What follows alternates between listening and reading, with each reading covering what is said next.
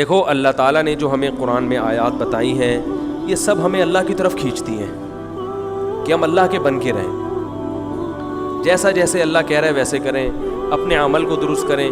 سورہ بقرہ میں اللہ کا ارشاد ہے لیس البر ان تولوا وجوہکم قبل المشرق والمغرب ولکن البر من آمن باللہ والیوم الآخر والملائکۃ والکتاب والنبیین۔ فرمایا ادھر ادھر منہ کر لینا یہ کوئی نیکی نہیں ہے، اصل نیکی یہ کہ پہلے اپنا ایمان درست کرو اور پھر وَأَقَامَ الصَّلَاةَ وَآتَى الزَّكَاةَ وَالْمُوفُونَ بِعَهْدِهِمْ، نماز قائم کرو، زکوٰۃ دو، معاہدوں کی پابندی کرو، اور وَآتَى الْمَالَ عَلَى حُبِّهِ، صرف اللہ سے محبت کی بیس پر ذوی القربہ رشتہ داروں کو پیسے دو، رشتہ داروں کو پیسے دو، والیتامى یتیموں کو کھلاؤ، یتیموں پہ خرچ کرو، والمساکین مسکینوں کو کھلاؤ، وابن السبیل مسافروں پر خرچ کرو، الو نہ بناؤ مسافر کو کہ اس کو کیا پتہ یہاں کے ریٹ کا تو الو بناؤ اس کو، ایسا نہیں، مسافروں کا خیال کرو۔ تو یہ 4 قسم کے طبقے پر احسان کرو، اور نماز بھی قائم کرو اور زکوٰۃ الگ سے دو، اور والصابرین فی البأساء والضراء، کوئی پریشانی آئے تو صبر کرو، چاہے وہ مالی پریشانی ہو، فی البأساء والضراء جسمانی پریشانی، وحین البأس اگر میدان جنگ میں لڑنا پڑے تو میدان جنگ میں صبر سے لڑو، اولئک الذین صدقوا، اللہ فرماتے ہیں جن لوگوں کی یہ صفات ہیں یہ ہیں سچے ایمان کے دعوے میں۔ ہم لوگوں نے اسلام کو بھی ایک یعنی یوں سمجھیں کہ ایک فیشن ہوتا ہے نا، مختلف قسم کے موسموں میں مختلف قسم کی ایکٹیویٹیز ہوتی ہیں، محرم میں ہمارے ایک نئی قسم کی ایکٹیویٹیز ہوتی ہیں، ربیع الاول میں الگ قسم کے مسلمان بنے ہوتے ہیں ہم لوگ، ٹھیک ہے نا۔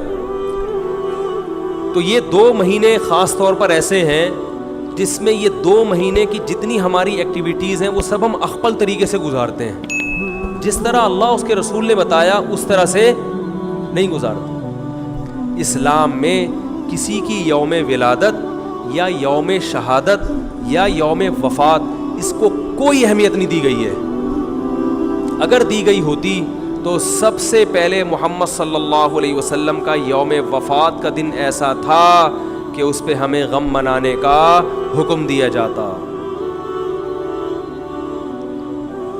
اور یوم ولادت ایسی تھی جس پہ ہمیں خوشی منانے کا حکم دیا جاتا۔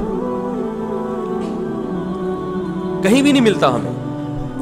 بعض حضرات یہ کہتے ہیں کہ آپ صلی اللہ علیہ وسلم کو خواب آیا تھا جس میں بتایا گیا کہ آپ کے نواسے حضرت حسین جو جنت کے سرداروں کے جنت کے نوجوانوں کے سردار ہیں ان کو آپ کی امت شہید کرے گی، تو آپ بلک بلک کے رونے لگے۔ اس سے بعض لوگ استدلال کرتے ہیں دیکھو غم حسین میں رونا چاہیے، تو یاد رکھو نبی صلی اللہ علیہ وسلم کو جب اطلاع ملی آپ کو غم ہوا آپ روئے، تو جب بھی کوئی غم کسی کو پہنچتا ہے اس کی آنکھوں سے آنسو نکلنا یہ نیچرل ہے، تو ایسی خبر کو سن کے آپ کو رونا آ جائے تو یہ سنت ہے، اس میں کوئی حرج نہیں ہے۔ لیکن کیا ہر سال نبی صلی اللہ علیہ وسلم جس دن یہ خواب آیا تھا تو اگلے سال اسی تاریخ میں دوبارہ روئے، پھر اسی تاریخ میں دوبارہ روئے؟ بھائی جب غم کی خبر ملی تو روئے آپ صلی اللہ علیہ وسلم۔ حضرت جعفر طیار آپ کے چچا زاد بھائی، ان کی شہادت کی آپ کو اطلاع ملی تو بھی آپ کے آنکھوں سے آنسو جاری ہوئے، تو کیا اب حضرت جعفر کے غم میں رونا بھی سنت ہوگا؟ بولو نا بھائی۔ اگر آپ صلی اللہ علیہ وسلم حضرت عثمان کے دور میں زندہ ہوتے اور اس طرح بے دردی سے حضرت عثمان کو شہید کیا جاتا تو کیا آپ نہ روتے ہیں بھائی؟ تو پھر حضرت عثمان کی یوم شہادت پہ رونا بھی کیا ہے؟ سنت ہونا چاہیے نا۔ حضرت عثمان کی شہادت کی نبی کو اطلاع ملی تھی، وہ جھوٹی افواہ تھی۔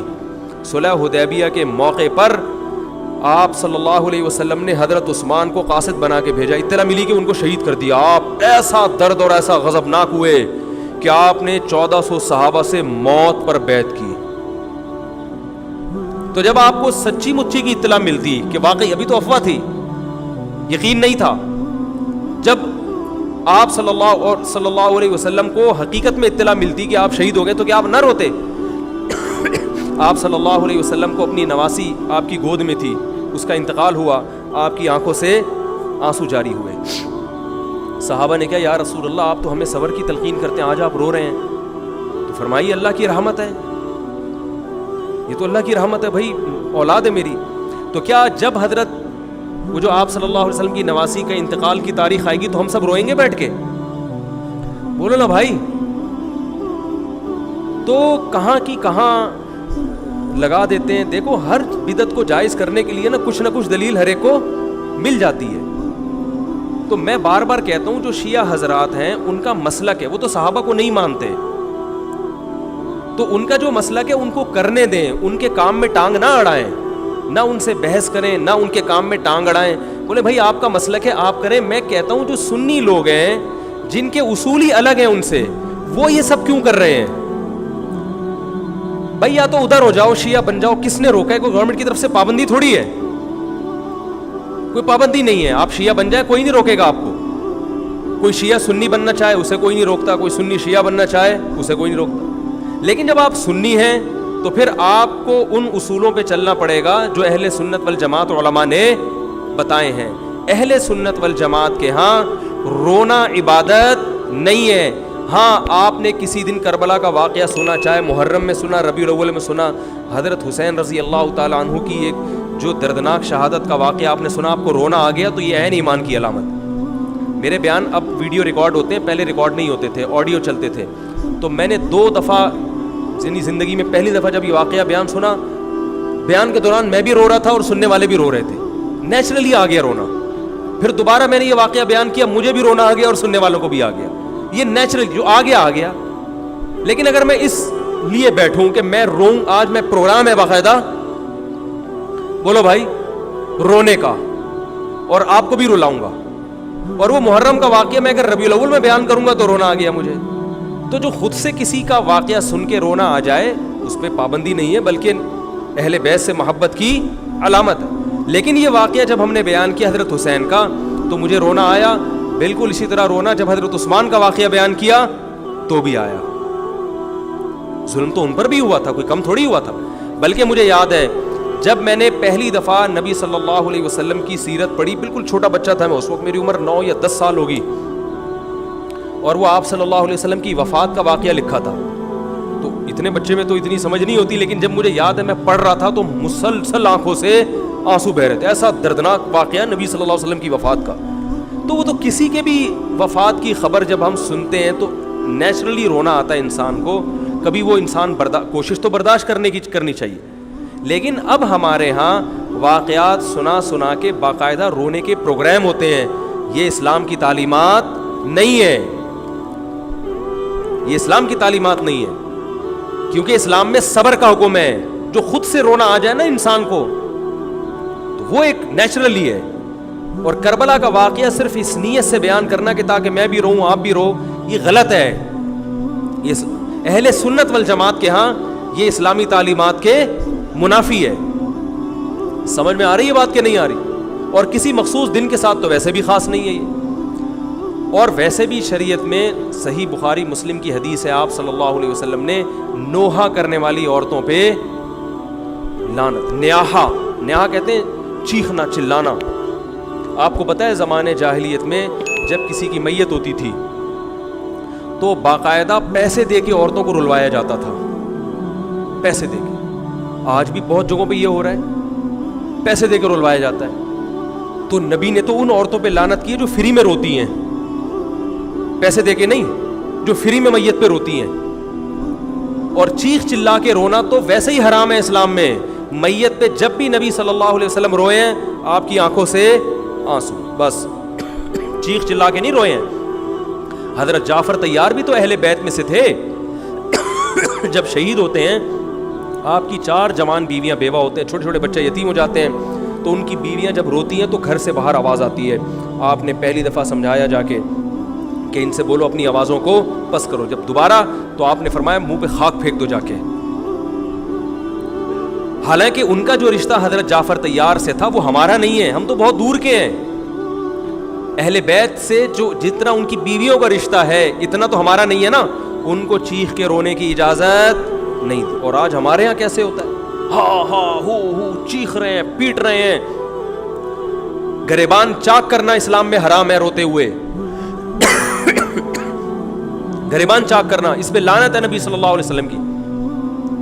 تو آج گریبان بھی چاک ہو رہا ہے, رو بھی رہے ہیں, پیٹ بھی رہے ہیں. تو بھائی وہ شیعہ حضرات کا ایک مسلک ہے, ان کی رائے ہے, ان کو ان کی رائے پہ چلنے دو. آپ جو اہل سنت والجماعت کو فالو کرتے ہو تو یا تو ادھر ہو جاؤ یا ادھر ہو جاؤ, درمیان میلہ لٹکو. درمیانی آدمی کہیں کبھی نہیں ہوتا. درمیان کی جو جنس ہے وہ کہیں کی ہوتی ہے. وہ بیچارہ نہ مرد سے شادی کر سکتا ہے نہ عورت سے. وہ کہتا ہے یا اللہ اگر مجھے آپشن دیتا یا تو ادھر کر دیتا, یا وہ تو ایک اللہ نے آزمائش بنا دی اس کو بیچارے کو. وہ آزمائش ہے, اسی آزمائش پہ اس کو قیامت کے دن اجر ملے گا.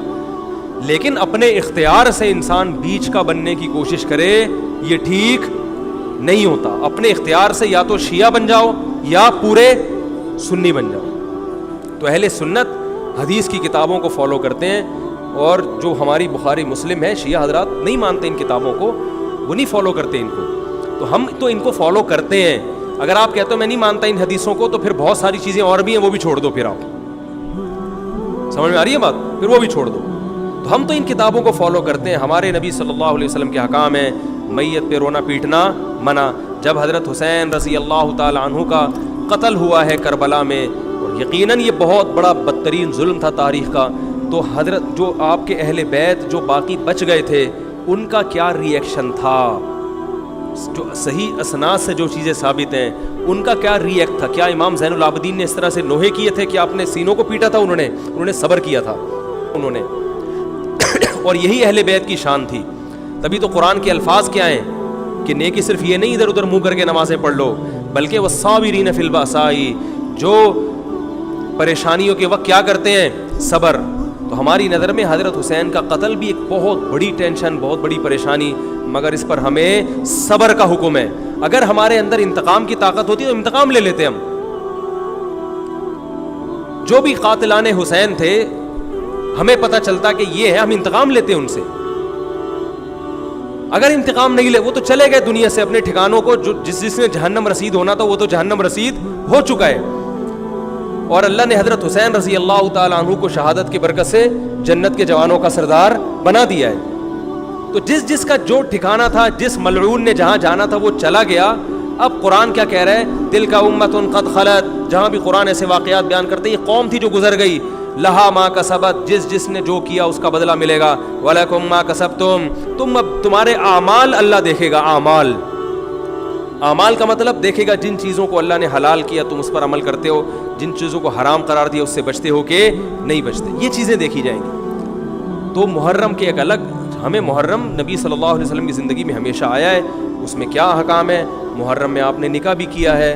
محرم منحوس نہیں ہے. محرم تو اشہر حرم میں سے ہے, برکت والا مہینہ ہے. اس میں جو کام کیا جائے گا اس میں برکت ہوگی. اس میں شادی بیاہ کریں گے اس میں انشاءاللہ برکت ہوگی. اس میں کوئی اور عبادت کریں گے اس میں برکت. نبی صلی اللہ علیہ وسلم نے محرم کی الگ فضیلت بیان کی کہ اس میں عبادت کا ثواب, محرم کے روزوں کا ثواب عام مہینوں سے زیادہ ہے. تو یہ سب ہماری شریعت کی تعلیمات ہیں.